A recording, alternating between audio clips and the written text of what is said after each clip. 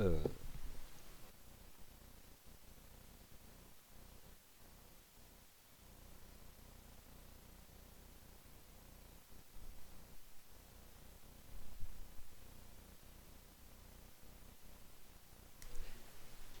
Alors bonjour à toutes et à tous, bienvenue sur dailyfx.fr, bienvenue au point de marché Wall Street Insider. Je pense que cette fois-ci le son l'image fonctionne correctement, ce qui n'était pas le cas ce matin du flux. Là j'ai un perfect streaming, donc normalement ça marche. Léger retard, mille pardons, de toute façon peu importe. Wall Street, les marchés comptants en tout cas ouvrent à partir de 15h30. On va faire le point sur les marchés actions US qui finalement ont tenu leur support. Alors de manière générale, on en parlait à l'instant. Euh, Les marchés actions européens ont flambé au premier trimestre pour finalement perdre 13 à 14% depuis leur sommet du mois d'avril. On a pu voir encore ce qui se passait sur le marché actions chinois, moins 30% en quelques semaines. Et en fait, globalement, Wall Street est resté enfermé dans un range avec le recul des niveaux de trading assez évidents, puisque ces ranges en plus sont souvent des rectangles, qu'il s'agisse du SP500 ou du Dow. Donc, c'est un point de marché Wall Street Insider. Prenez connaissance ici de l'avertissement sur les risques liés au trading. Donc, on va parler des marchés actions US.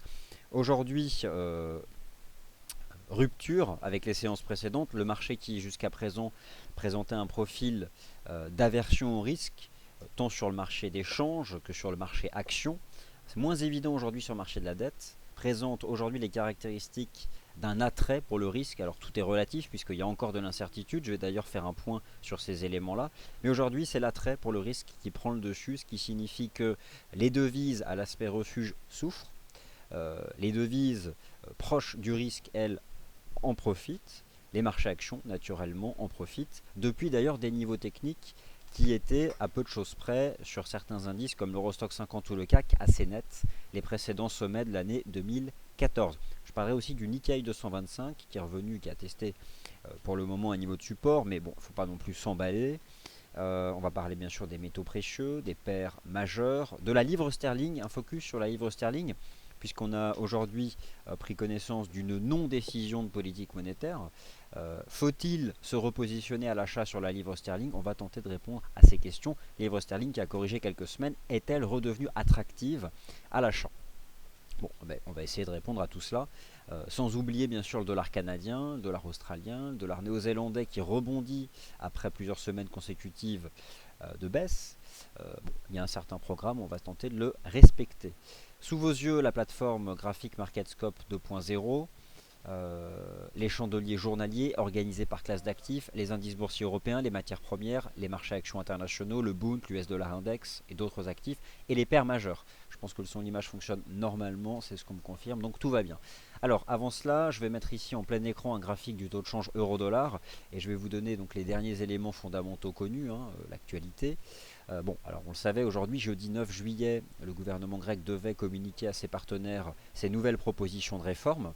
Proposition de réforme nécessaire parce que la Grèce avait demandé un nouveau prêt auprès du mécanisme européen de stabilité, un prêt à long terme, plusieurs milliards d'euros. Les banques grecques, elles ont suffisamment de liquidités pour fournir, pas beaucoup, 60 euros par jour par personne jusqu'à lundi prochain. Bon, de toute façon, ce n'est pas une surprise, puisqu'on sait que l'ultime Eurogroupe s'est fixé à samedi pour un positionnement final probablement dimanche. Et lundi prochain, à l'ouverture des marchés financiers, eh bien, on aura des marchés financiers soit avec une Grèce encore longtemps au sein de la zone euro, soit avec une Grèce qui tendra vers la sortie. Donc ça, on sera fixé prochainement. Et aujourd'hui, on a plutôt le sentiment que le marché se projette sur un maintien de la Grèce au sein de la zone euro. Mais autant vous dire que rien n'est acquis. Alors il ne faut pas s'emballer et rester factuel et rester techniquement propre du point de vue des niveaux d'intervention de trading et je dirais court terme sur un certain nombre de stratégies, à savoir encaisser des gains rapidement sans oublier la gestion du risque, car si vous vous trompez de sens, le marché pouvant déclencher fortement, autant sortir pendant qu'il est encore temps. Les banques grecques sont donc fermées jusqu'à lundi prochain. Marché action US qui tient des niveaux de support, je vais en parler. Hier, il y a eu un petit soubresaut sur le NYSE qui a été suspendu pendant quelques heures. Je ne sais plus exactement combien de temps, mais pendant quelques heures, a priori donc en raison d'une défaillance technique. Euh, les autorités de régulation boursière en Chine ont décidé que tous les actionnaires qui détiennent une participation supérieure à 5% dans les sociétés chinoises n'ont tout simplement plus le droit de vendre leurs titres.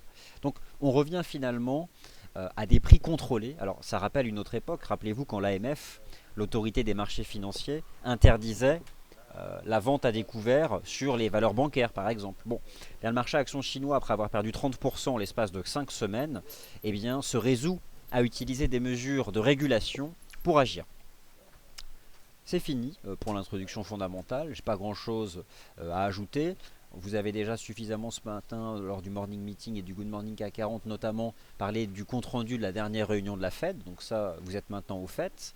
Je vais malgré tout parler de la livre sterling. Alors la livre sterling, nous avons pris connaissance ce matin à 13 h, pardonnez-moi, d'un nouveau compte-rendu de politique monétaire. Laissez-moi revenir sur...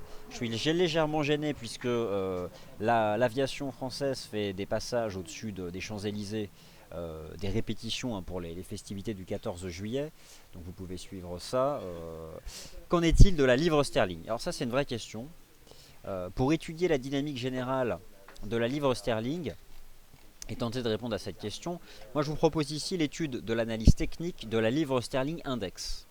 Bon, en substance, qu'a dit la Banque d'Angleterre? Elle a maintenu les conditions actuelles de sa politique monétaire. On savait que lors de sa réunion du 4 juin dernier, elle avait abaissé ses prévisions d'inflation pour le Royaume-Uni. On sait qu'hier, le gouvernement britannique a lui aussi légèrement abaissé les prévisions de croissance économique pour l'année 2015 et l'année 2016. Et donc le sterling recule. Sous vos yeux donc, un indice qui va nous permettre de statuer. Le Pound Sterling Index, la livre sterling face à un panier de devises. Et vous avez sous les yeux donc les bougies japonaises hebdomadaires qui sont exposées. GBP USD plus Euro GBP plus GBP Yen plus GBP CHF. La livre sterling a fortement progressé depuis le début de l'année. Au mois de mai dernier, elle a même dépassé ses sommets de 2014, donc c'était ces sommets-là, et on avait l'impression techniquement qu'on faisait ici une structure en épaule, tête-épaule inversée de continuation, plutôt bullish pour le GBP, et puis donc on est passé au-dessus des sommets de 2009. Reste que, bémol, d'un point de vue de l'analyse technique, il y a aussi ici une structure en compression qui voit le jour. Un peu à l'image du biseau ascendant que nous avions ce matin sur le taux de change euro-dollar sous la résistance à 1,1120 $. Mais en même temps, le marché tient ce niveau horizontal. Donc il est difficile de se positionner. Il n'y a pas aujourd'hui une volatilité énorme due à la décision de politique monétaire de la Banque d'Angleterre, c'est un fait. Dans tous les cas de figure, certaines paires en livres sterling se reprennent. Alors je vais tenter d'en faire un état des lieux, mais à la question de savoir est-ce que la livre sterling peut se stabiliser, techniquement la réponse est difficile. En tout cas, lorsque je pratique l'analyse technique sur le Pound Index Sterling, je suis très gêné parce que j'ai à la fois un niveau horizontal qui tient le choc, les précédents sommets de 2009 et les précédents sommets de 2014, mais en même temps j'ai une structure ici qui a une sale tête, un biseau, et je ne sais pas ce que cela peut donner. Donc tant qu'on se maintient au-dessus de ce niveau horizontal, j'aurais tendance à dire que la livre sterling n'a pas capitulé et qu'elle ne nous a pas encore piégés, et qu'il est peut-être envisageable finalement de chercher pardonnez-moi, des stratégies intraday, peut-être sur certaines paires en livres sterling. Alors on va les étudier ces paires en livres sterling, puis on n'oubliera pas les cours du pétrole et le cuivre qui tient résolument ses plus bas de l'année 2015. Le dollar canadien qui reste quand même globalement sous pression, mais avant cela on va parler du CAC et du DAX. Alors ce matin dans le rendez-vous des scalpers, j'étais avec vous en vous expliquant ici que le DAX était en train de construire une structure en double bottom sur 10 660 points avec une ligne de coup qui s'établissait ici.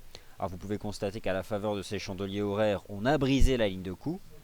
Dans l'heure qui a suivi, on a effectué le pullback et puis ensuite se déploie une phase de hausse. La target théorique de cette structure en double bottom sur 10 660 points, c'était de rejoindre les 10 900 points. Les 10 900 points ont été débordés et vous avez donc désormais un marché action allemand, représenté ici par le DAX, qui semble vouloir rejoindre les 11 000 points, voire les 11 030 points, voire les 11 100 points. Dans tous les cas, je vais tenter maintenant de descendre encore d'un horizon de temps. On retrouve donc cette structure haussière intraday qui était particulièrement propre. Et regardez notamment les bougies 15 minutes, cassure de la ligne de coup ce matin, le beau pullback et la phase d'appréciation. Alors maintenant, qu'en est-il sur le très court terme? Forcément, la phase de hausse, ou en tout cas de rebond technique, là, elle est en grande partie derrière vous, hein. En tout cas pour cette séance. On arrive à la fin de la session européenne. On attend désormais des réformes concrètes, un plan de réforme concret de la part du gouvernement d'Alexis Tsipras. Et le marché a rejoint la résistance à 11 000 points. Ce niveau horizontal ici. Donc maintenant, le scénario, c'est quoi? C'est de savoir prendre des bénéfices et surtout d'envisager que sous ce niveau horizontal, le marché action allemand temporise. En tout cas, voilà, d'un point de vue technique, la séance du jour ici, hein, en utilisant les bougies japonaises en données 15 minutes, elle était, je trouve, particulièrement limpide sur l'indice DAX. Donc, le signal d'achat, il a été donné ce matin à la cassure des 10 790 points. Vous êtes 210 points plus haut, au contact des 11 000 points, c'est propre. Le DAX, l'Eurostoxx 50, c'était, je trouve, encore plus attractif. Pourquoi? Parce que l'Eurostoxx 50 et le CAC 40 ont réalisé des structures, donc ici en triple bottom, sur un niveau technique très précis, exactement le précédent sommet de l'année 2014, le cours de clôture du jeudi 22 janvier, le jour où la Banque Centrale Européenne a annoncé son programme de quantitative easing. Et donc le marché parisien, après avoir perdu 14% depuis la fin du mois d'avril, est revenu au contact de ses 4598 points, 4600 points, et entre désormais dans une phase de reprise technique. D'un point de vue de l'analyse technique, peut-on envisager que cette phase de reprise se prolonge? C'est envisageable. C'est envisageable. Pour tout un tas d'arguments qui relèvent de l'analyse technique. Je dirais que si je devais donner maintenant un point de vue intraday, je vais utiliser les bougies horaires puis les bougies 15 minutes et on va essayer d'envisager les choses. Le signal d'achat du CAC 40 a été donné ce matin à la cassure des 4670 points. Structure en double bottom ici sur 4600 points. Signal d'achat, pullback. La première target, elle était à 4716 points. Les 4716 points ont été atteints. Je pense que le CAC peut prolonger jusqu'à 4780. Allez, 20 points de plus, encore. 20 points de plus avant de rejoindre ici, sur le CAC, donc cet important niveau horizontal. C'est donc de cette façon que je vois les choses. Et donc tout a commencé, hein, c'est 4598 ici sur les chandeliers horaires. C'est pas n'importe quel niveau, hein, c'est vraiment les précédents tops de 2014 et donc ce fameux cours de clôture du jeudi 22 janvier dernier. Donc ça reste un niveau tout à fait important à la Bourse de Paris. Mais voilà, 11 000 points, 4760, 4780, on arrive quand même au bout d'un certain mouvement ici sur ces marchés. Alors le dollar US, il ne lâche pas l'affaire, même s'il a été un peu malmené suite au compte-rendu de la dernière réunion de la Réserve fédérale. Il est assez vite acheté finalement. Bon, admettons malgré tout qu'il est flat depuis quelques heures dans l'absolu, hein, lorsque je regarde les bougies H4, mais il n'abandonne pas, ne lâche pas l'affaire. Mécaniquement, les marchés actions attirent des capitaux. Les contrats qui en souffrent, puisque le marché est aujourd'hui dans un profil risk-on, ce sont les contrats de taux, et notamment le premier d'entre eux qui attire les capitaux quand on a peur, le Bund.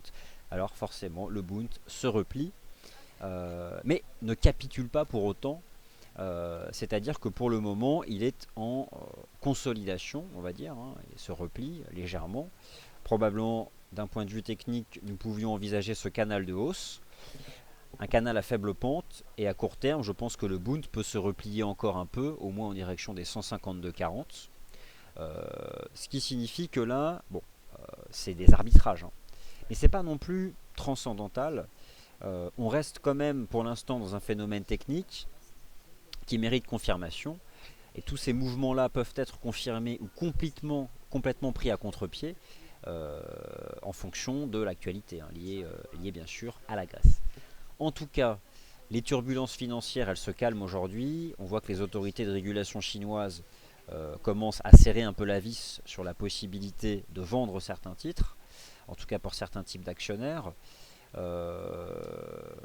les soucis techniques hier sur le NYSE ont créé un peu de volatilité, mais on voit que le marché s'est assez vite détendu. Et puis donc on a à nouveau des espoirs du côté de la Grèce, donc ce qui aujourd'hui explique la modification du profil du marché par rapport à ce que vous aviez pu connaître depuis le début de la semaine. Mais il ne faut pas non plus s'emballer pour le moment. Alors l'once d'or évolue à la baisse depuis le 18 juin, mais ce n'est pas une chute en ligne droite, c'est un mouvement je dirais assez cadré, très progressif. On peut tracer tout un tas de canaux chartistes qui n'ont pas un angle très marqué. Mais malgré cela, je reste toujours persuadé que la dynamique du métal jaune, elle est avant tout liée à celle du dollar US. Le dollar US a légèrement baissé, mais il n'a pas du tout capitulé. Prenez l'US dollar index. Bon, on voit que ça temporise, mais moi je prends la dynamique en place depuis le 18 juin. Dans l'absolu, ça reste une phase haussière. Donc pour le moment, je lis davantage ça comme une phase de conso. Alors, je n'en connais pas les tenants et les aboutissants, hein, mais pour le moment, les mouvements restent quand même très contenus. Non, il y a une monnaie qui par contre se reprend de manière assez violente. C'est Adrian qui vous en a parlé en début de semaine, c'est le dollar néo-zélandais. Je jetais un œil à toutes les paires en dollars néo-zélandais et je trouve que le NZD4 présente une opportunité. Techniquement, c'est quoi le principe? J'ai le sentiment ici qu'on construit un creux depuis la mi-juin, qu'on tente d'en sortir par le haut. Alors certes, le pétrole rebondit, mais il est quand même sous pression et de toute façon, il peut assez rapidement rencontrer des résistances. Moi, une stratégie de trading que j'aimerais vous proposer, avec un risque très réduit, c'est la stratégie d'achat du NZD-CAD avec un stop très serré sous les 0,8530. Alors attention, je ne donne pas de conseil d'investissement, ni un conseil de trading clé en main, mais simplement je mets l'accent sur un niveau technique, le support intraday des 0,8530, comme utilisable pour positionner un stop de protection si vous jugez que cette paire de devises peut au moins rebondir en direction des 0,8650. Donc voilà, d'un point de vue technique, on a une structure, je vais vous la cadrer un peu plus ici, de creux, assez évidente. On a fait une jambe de hausse, on fait un petit range. J'ai le sentiment que c'est une pause avant de remonter d'environ 100 pips de plus ici en direction des 0,8650 avec une gestion du risque qui peut se faire avec un stop sous les 0,8530. Bon, ça c'est au passage. Alors si je vous parle du NZD-CAD, on va peut-être parler du dollar canadien dans son ensemble. J'observe des signaux qui sont négatifs sur le prix du pétrole depuis la fin du mois de juin. On a baissé. Alors on rebondit techniquement, mais on a quand même une toute première résistance maintenant qui s'établit à 54 dollars. C'est une résistance, 54 dollars ici sur le prix du pétrole. Et le marché est susceptible finalement de faire un range en dessous et puis de subir un nouveau choc. En tout cas, de manière générale, le pétrole ici, le contrat US Oil, il est resté bien en opposition sous cette ligne de tendance baissière. Vous attrapez tous les sommets de marché les plus importants depuis le juin 2014 ici sur le contrat US Oil. On a subi cette jambe, je pense que là on peut faire un flat avant de subir un nouveau choc. En tout cas, désormais première résistance 54 dollars. Vous avez ici la moyenne mobile à 150 jours qui me paraît aussi attractive. Quant au contrat Brent, lui aussi il est en rebond technique, mais si je devais établir une première résistance, elle est un peu plus haut, je dirais aux alentours des 61 dollars. Et bon, moi c'est essentiellement et puis on a aussi cette résistance ici sur le momentum journalier. Donc il y a quand même le sentiment qu'on peut soit faire un flat, soit se reprendre encore légèrement, mais au fond qu'on peut assez rapidement rencontrer sur ce marché des résistances. Ce qui m'invite à chercher à vendre le dollar canadien, comme d'habitude, pardon. Alors, le NZD4 me plaît. Je ne maîtrise pas du tout les fondamentaux qui font que le dollar néo-zélandais rebondit, mais d'un point de vue graphique, j'aime beaucoup ce que fait ce marché et je pense qu'on peut gagner au moins 100 pips de plus à la hausse. Faut-il maintenant s'intéresser au GBP-CAD? La livre sterling, vous avez compris que d'un point de vue d'analyse technique, je suis très partagé. Je ne sais pas réellement ce que va faire la livre sterling ces prochaines semaines. Mais j'aurais tendance à dire que le GBP CAD peut rebondir. J'aurais tendance à dire que le GBP CAD peut rebondir. Je ne vais pas me casser la tête, je vais utiliser la force de l'analyse technique qui est de pouvoir se positionner au-dessus d'un certain niveau. C'est-à-dire que mon scénario peut être invalidé si on bascule sous un niveau de prix. Alors sur le GBP CAD, moi je vais mettre en avant cette ligne de tendance haussière. Cette ligne de tendance haussière qui m'intéresse. Et puis notamment ce niveau horizontal ici qui s'établit à 1,9493. Alors là aussi, 1,9493, ça me paraît intéressant. Je préfère du point de vue de la construction technique sans aucun doute le NZD CAD, mais le niveau de prix des 1,9490 sur le GBP CAD n'est pas non plus sans intérêt. Et l'USD CAD. Alors, l'USD CAD, eh bien, il y a une ligne de tendance qui n'existe plus parce qu'elle a été brisée, mais c'est pas grave, on change simplement le rythme du marché. Moi je pense que l'USD CAD peut encore monter. Simplement, il a quand même énormément monté depuis, depuis le 18 juin, il a pris 700 pips. C'est normal, on temporise. On fait un range. Alors, le range, il n'est pas évident à attraper. Je vais repasser quand même sur des bougies. Attendez, je suis sur quel horizon de temps là? Ah mince, je suis sur ma plateforme, sur mon horizon de temps intraday. Donc, pour ce qui est du NZD4, de l'USD4, pardonnez-moi, je vais tenter d'attraper une ligne de tendance qui soit pertinente. J'ai le sentiment qu'on pourrait faire un range au-dessus du support à 1,2660, 1,2660. Avant un moment ou un autre de s'essayer à un test des sommets annuels. Ce sommet annuel il passe encore un peu au-dessus, 1,2834. Alors forcément, on peut même partir du principe que c'est un taux de change qui monte depuis la mi-mai, donc en réalité on a pris 1000 pips, enfin un peu moins, et je pense que ça peut encore donner. Bon, le mouvement il est quand même assez mature, on fait un range, je pense que ça peut progresser davantage, il y a toujours un niveau de support. Mais bon, sur le court terme, je vais rester un peu méfiant. C'est pour cette raison que je vais davantage vous parler d'autres paires en dollars canadiens. Alors la question est, si le NZD CAD m'intéresse, est-ce que l'AUD CAD présente un profil similaire? La réponse elle est non. L'AUD CAD c'est un espèce de range.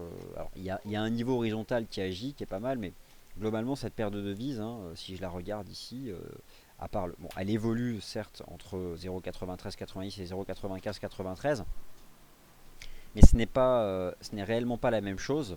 D'ailleurs, une façon de trancher, lorsque vous pratiquez l'analyse technique sur l'AUD NZD, et je regarde notamment les bougies journalières de l'AUD NZD, bon, on voit bien que la paire de devises se replie quand même. Et je pense qu'elle pourrait se replier encore davantage, au moins revenir au contact des 1,0913.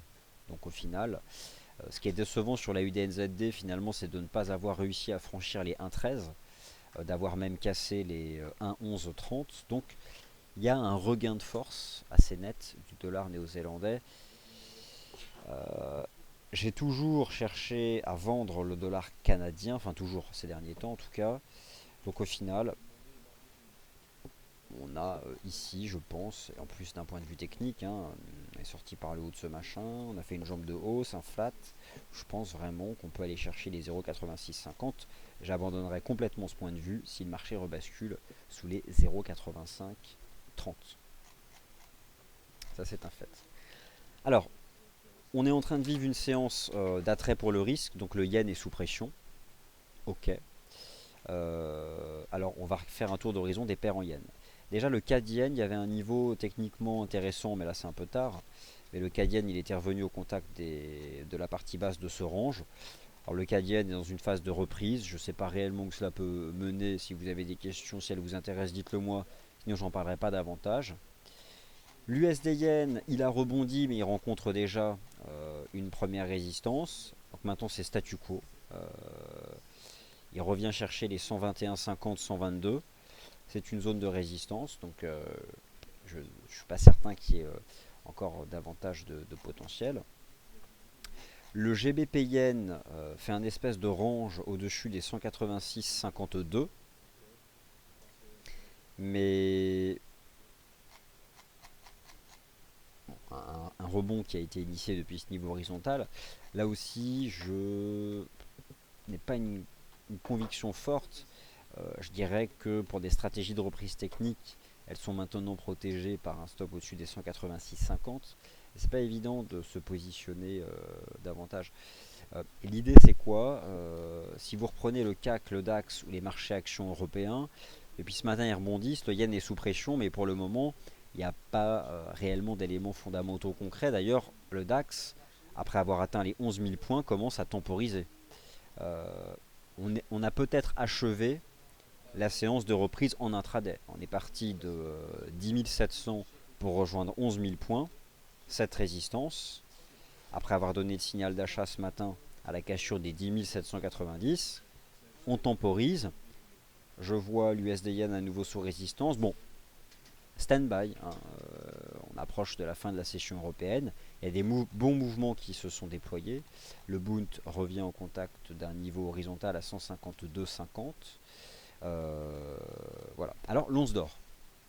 L'once d'or, je vous propose d'étudier ce canal.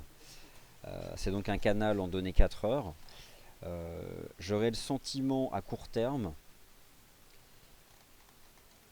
que l'once d'or teste une résistance. Je vais simplement jeter un œil aux bougies journalières au moment où je vous parle. Alors un instant, voilà. Alors je jette un œil aux bougies journalières si ça veut bien s'afficher.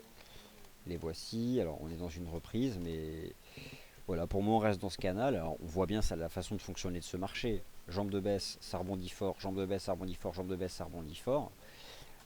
Lorsque j'étudie à nouveau les bougies H4, moi j'ai le sentiment qu'on est dans la partie haute du canal. En tout cas, sous cette oblique de résistance. Donc tant qu'on est sous cette oblique de résistance, je pense que le risque c'est de rebasculer dans ce sens qui est donc celui de la baisse. Le cuivre, alors hier j'ai eu beaucoup de questions sur le cuivre. Là aussi, le marché rebondit violemment depuis les plus bas de l'année 2015, mais peut rencontrer rapidement une résistance, et notamment, je vais ici attraper cette ligne de tendance, donc plus ou moins le canal en place depuis certains temps. Je vais le tracer, voir où cela nous mène. Alors je vais l'ajuster sur ce dernier point. Bon, on revient chercher cette trendline. Voilà, on a fait à la base, c'est certain, un double bottom sur les 2,40. La cible théorique, elle a largement été faite. Donc voilà, aujourd'hui on a une séance de rebond des matières, depuis hier en fait, des matières premières industrielles. Les marchés actions en Chine qui se calment, les mesures des autorités de régulation boursière en Chine, des espoirs en Europe, des reprises techniques sur les marchés actions de la zone euro. Je pense que le CAC peut pousser encore, hein, 4780. Mais on n'est pas non plus sorti 100% d'affaires. Alors, les autres paires majeures, qu'en est-il de l'AUD USD et du NZD USD? Alors, le NZD USD, je vais aller chercher, ce sera plus simple. Et ensuite, on étudiera l'euro GBP. Le NZD USD, voilà, il évolue dans ce canal depuis le mois d'avril 2015. Il a longtemps accroché la partie basse. Maintenant, il rebondit. Je pense que le NZD USD pourrait rebondir encore plus. Je dirais 0,68. 0,68. Revenir de manière générale, voire éventuellement 68,50. En tout cas, revenir chercher ce niveau horizontal et puis en dérivant ensuite la partie haute du canal. Peut-être qu'à ce moment-là, il se retrouvera sous pression, on verra.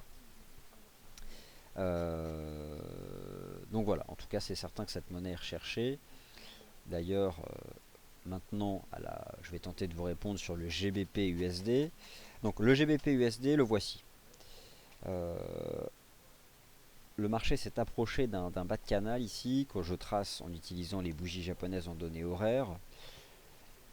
Faut-il revenir à l'achat sur la livre sterling? Vaste question. Le GBP CAD, pourquoi pas? Le GBP Yen, il y a un support à 186,52, mais attention, le l'euro GBP, la question n'est pas évidente parce que c'est un marché qui a fortement rebondi depuis le début du mois de juillet, après avoir finalement piégé le marché en baissant fortement le 28 juin. Depuis, il se reprend dans un mouvement en 3 temps. Je vais essayer d'en déterminer une cible théorique, voir jusqu'où cela nous mène. Alors, est-ce qu'on a fait une target? Je jette un œil. Je dirais que l'euro GBP à court terme, bon bah il est sur un support, enfin 0,7164, un petit support quoi. Mais on a quand même atteint sur l'euro GBP cette résistance à 0,7211.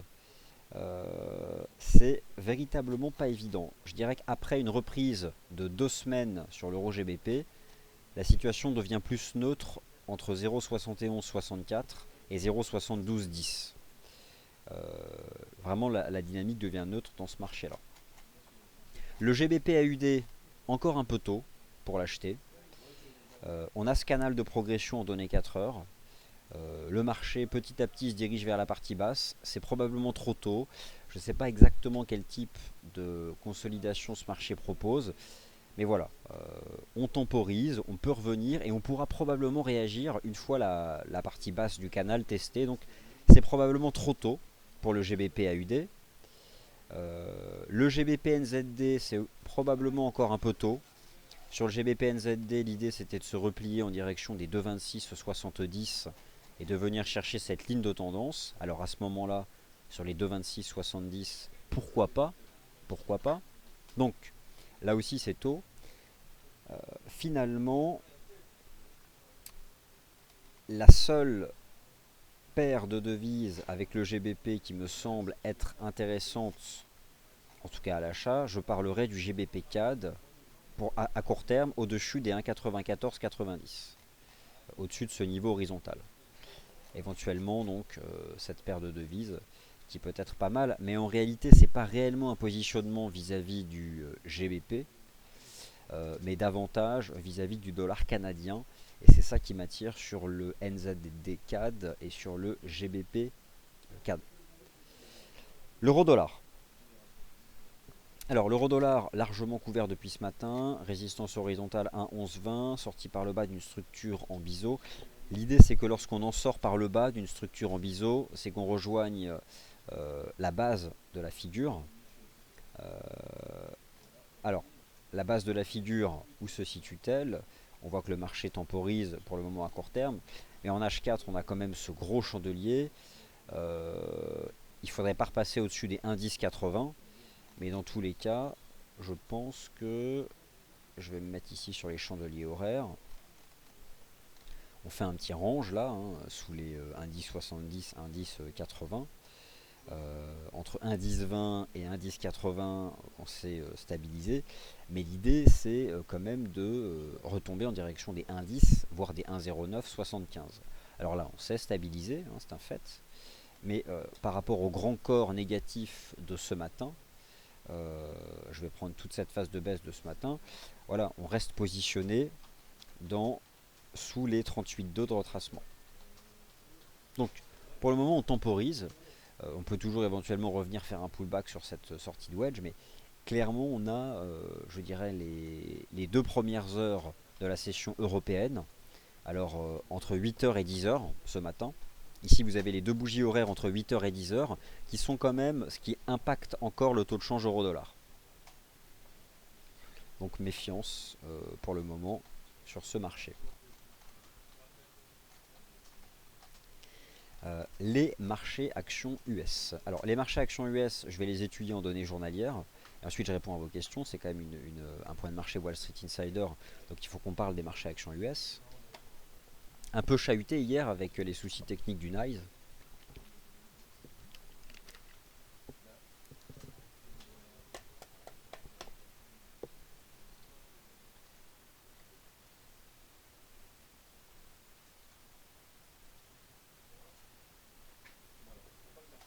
Les voici, les marchés actions US. Deux niveaux à retenir. 2040 sur le SP500. 17 546 sur le Dow. Pour deux marchés en range je dirais depuis le mois de mars dernier, tiennent pour le moment les niveaux de support et les tiennent coûte que coûte. On va dire que les marchés actions US défendent leur niveau de support depuis le début du mois de juillet. Depuis le début du mois de juillet, alors que la baisse a pris de l'ampleur en Chine et sur les marchés actions de la zone euro, à Wall Street, on voit que chaque fin de séance, le marché clôturait presque au plus haut. Hier, il clôture au plus bas, et là, à l'ouverture de Wall Street, ça paye. Ah, que ça paye direct, quoi. Si je me réfère au SP500, là, le niveau est le plus limpide de tous, 2041, 2040. Au-dessus, ça s'achète. En dessous, c'est compliqué. En dessous, le marché retomberait en direction des 2000, voire des 1970 points. Et pour le moment, les niveaux de support tiennent à Wall Street. Les niveaux de support tiennent à Wall Street. Je dirais, en dépit, alors la saison des résultats trimestriels s'est ouverte aux États-Unis. Vous avez eu Alcoa. Bientôt vous aurez Apple, Facebook et d'autres. Bref, c'est ça qui importera les marchés actions US. Lorsque je regarde d'ailleurs la dynamique générale du Nasdaq 100, je retrouve exactement le même type de niveau horizontal sur le Nasdaq 100. C'est le niveau des 4337. Et pour le moment, 4337, ça tient. Donc 2040, 4337 et 17 546. Les trois frères techniques, 17 546, 2040, 4337. Au-dessus, pas de souci. En dessous, on dévissera en direction des plus bas du mois de février de l'hiver 2015, de l'hiver dernier. Et là, forcément, ce serait quelque chose de baissier sur les marchés actions US. Il n'y a pas photo. Il n'y a clairement pas photo.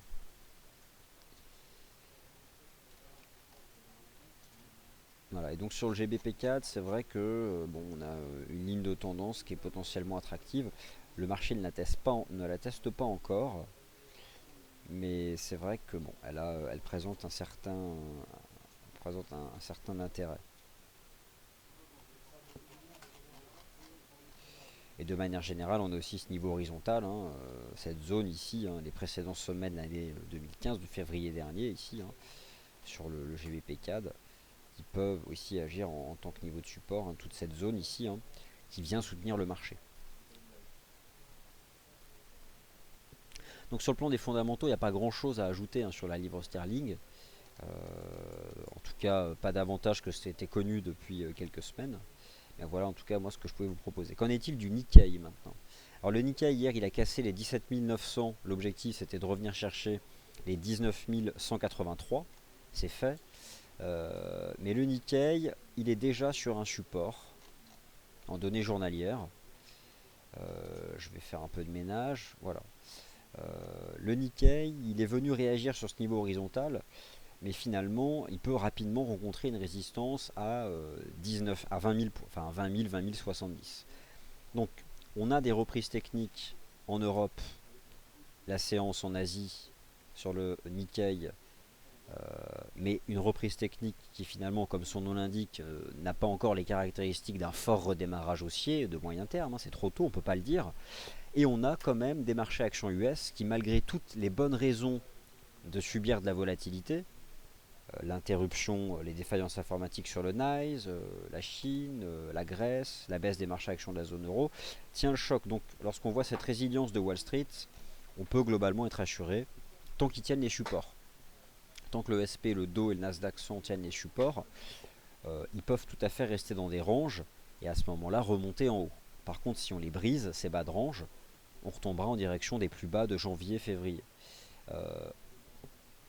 J'ai pas de boule de cristal, ce que je peux vous dire c'est que si vous souhaitez mettre à profit les supports, les stops de protection ils sont évidents sur les indices boursiers US, ils sont assez limpides. En dessous on sort, puisque là le marché se retrouverait à nouveau clairement sous pression. Alors, je vais basculer sur les bougies horaires à nouveau.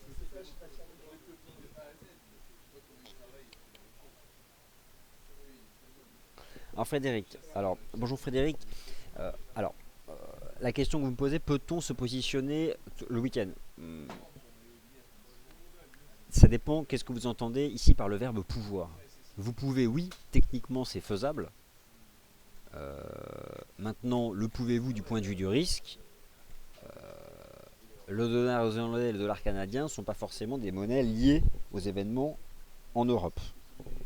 Donc oui, parce que là on serait sur un trade FX éloigné de l'incertitude au dossier grec. Après voilà, hein, en dessous c'est sous 0,9030. Hein.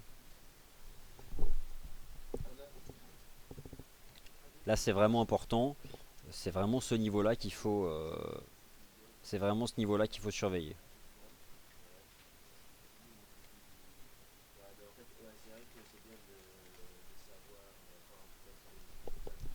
Alors attendez, je vais monter, je pense que là c'est bon.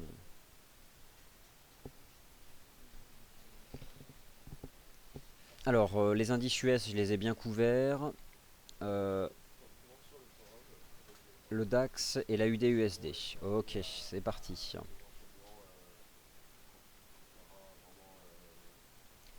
Écoutez, le DAX, ça prolonge, hein, donc voilà, bah, j'ai pas changé d'opinion, ça reste bullish. Vous avez vendu le DAX à 10 995 avec un objectif à 10 900, donc pour réaliser le pullback. Écoutez, pour le moment, on casse pas de support, j'ai même plutôt le sentiment qu'on brise la résistance. Donc si on la brise, moi je vais me reprojeter ici sur les bougies japonaises en données 4 heures. Le marché est porté par deux Marabozu consécutifs en données 4 heures. D'autre part, en données 4 heures, on a quand même brisé cette très belle ligne de tendance sur le RSI en données H4. C'est un marché qui pourrait pousser jusqu'à 11 100. Donc shorter, c'est être contre l'action des prix, clairement. Après, appliquez au bout votre money management. Si vous l'avez shorté, vous avez un stop. Et puis advienne que pourra par rapport à votre position. La UDUSD, pas évident. Est-ce qu'on fait un rounding? Est-ce qu'on fait un flat? Je dirais que je n'ai pas la réponse. On a malgré tout, on a deux chandeliers du 9 juillet et du 10 juillet. Deux chandeliers H4 pardon, qui sont contradictoires. On est dans une sorte de range. Alors on a brisé toutes ces lignes de tendance. Je ne sais pas réellement ce qu'on nous fait là. Je ne sais pas, franchement. Ce que nous fait là la UDUSD, d'un point de vue graphique, ça n'a pas de forme. Ça n'a vraiment pas de forme particulière. Voilà, c'est baissier. Est-ce qu'on peut faire un rebond technique jusque là? Je pense pas. Peut-être davantage un flat avant de se replier davantage. Peut-être. Mais ça n'a pas de forme particulière.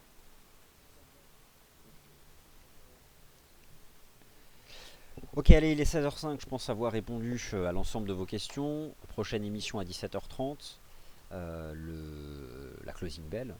Donc à tout à l'heure. Hein.